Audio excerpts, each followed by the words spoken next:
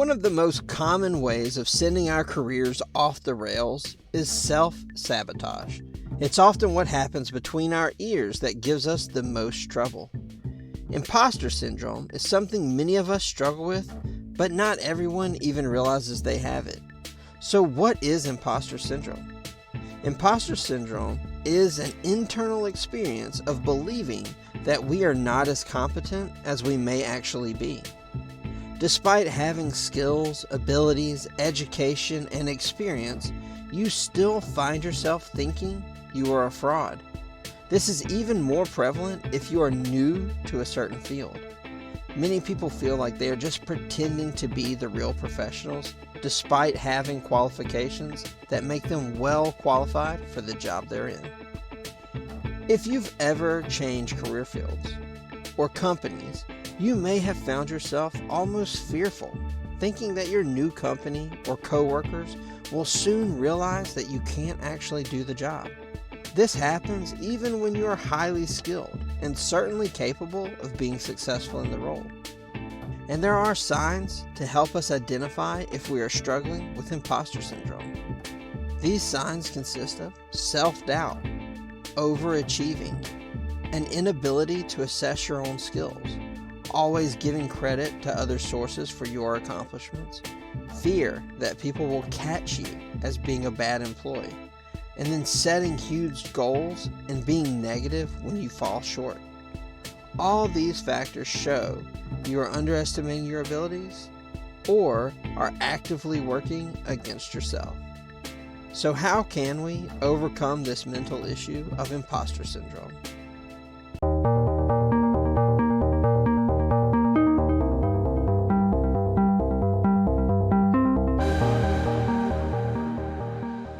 Number 1, ask other people for honest feedback. Ask people to give their opinions of your performance and be willing to accept what they say.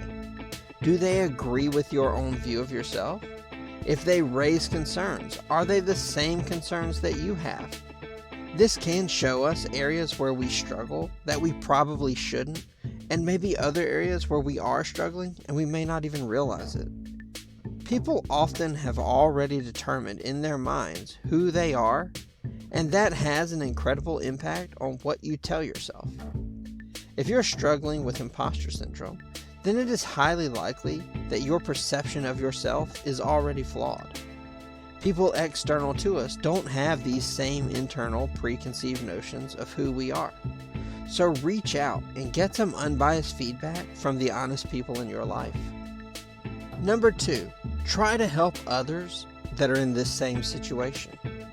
This may seem odd, but it's often helping others that allows us to grow the most. If you've ever had to tutor anyone on anything, you've probably experienced yourself learning new things as you're trying to teach other people. Helping others will reveal the struggles we may be going through that we don't even realize we're going through. Lastly, when you help other people overcome their issues, it can be a great way to see what worked and what didn't. Obviously, everyone is different, and not every solution works for every person. But success stories are a good indicator of what we should consider trying in our own lives. Number 3, stop comparing yourself to others.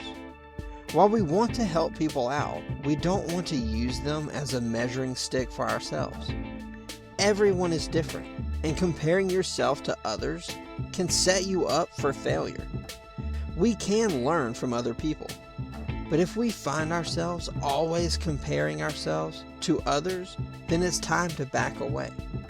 In fact, at the core of imposter syndrome is this idea of comparison.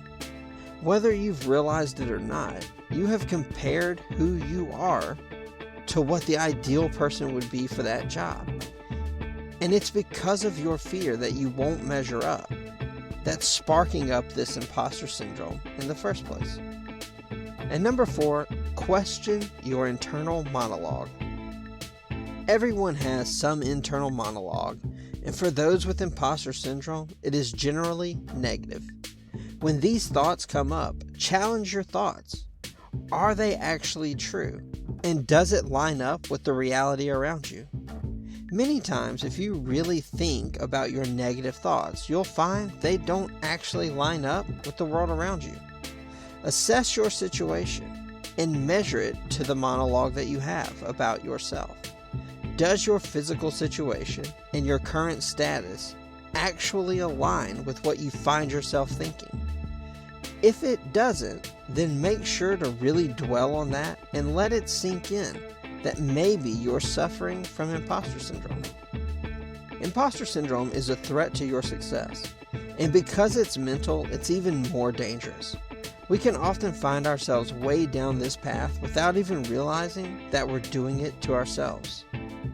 Make sure you aren't selling yourself short and being overly critical in areas where you are doing just fine. People rarely get jobs that they aren't in some way qualified for. Don't let the imposter syndrome get you off track of pursuing your career goals. Please hit that like button if you enjoyed this video, and subscribe if you'd like to see more content like this. And we'll see you guys next time.